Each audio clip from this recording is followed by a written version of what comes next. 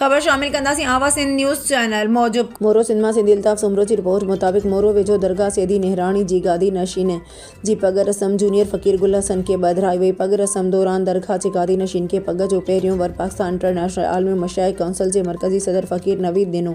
उन खां अलावा ॻोठ ऐं बिरादरीअ जे चङनि मुड़सनि उस्ताद सिकंदर ॿोड़ो, नसरुल्ला ॿोड़ो, चेयरमैन यूसी मनाही, मोमिन खोसो, एजाज़ ॿोड़ो ऐं ॿियनि पिणु पग खे वर ॾिना। पग रस्म बाद दरगाह जे गादी नशीन फ़कीर गुल हसन मुरीदनि खे ख़िताब कंदे चयो त पंहिंजे ओड़े ऐं पाड़े जो ख़्यालु रखो, ॿारनि खे दीनी ऐं दुनियावी तालीम सां गॾु हुनर जी सिख ॾियारियो। मुल्की हालतूं तमामु ख़राब आहिनि, ख़ासि करे सिंध ॾुखियनि हालतुनि मां गुज़री रही आहे। मुस्तक़बिल में सिंधनि जी ज़राअत खे का पारी धक लॻी सघे तो, पंहिंजी औलाद खे बुरी सोबत खां बचायो। पग जी रस्म में नात ख़्वाननि वकील अहमद पंवर, इरफान ऐं फरहान नात ख़्वानी करे महफ़िल खे चार चंड लॻाए छॾिया। उन मौक़े ते गुलाब फ़कीर नाज़ सोलंगी, महबूब अली ॿुड़ो, एजाज़ हैदर ऐं ॿिया पिणु मौजूद हुआ।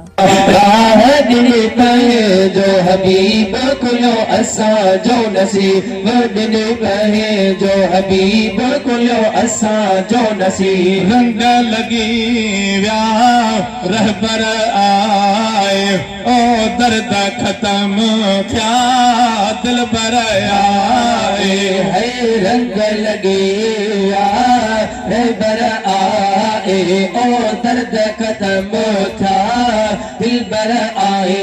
कई करम जी निगाह कया तुझे सारा दिल पाए जो हबीब खुल नसीब दिल पाए जो हबीब असा जो नसीब मुझा मिठेड़ा अल्लाह कया तुझे सारा दिली पे जो हबीब कुलो असा जो नसीब दिली पे जो हबीब कुलो असा जो नसीब। जहड़ो तो तहड़ो सजण सखी थई करम नवाज़ी केॾी न कई थई। जहिड़ो तो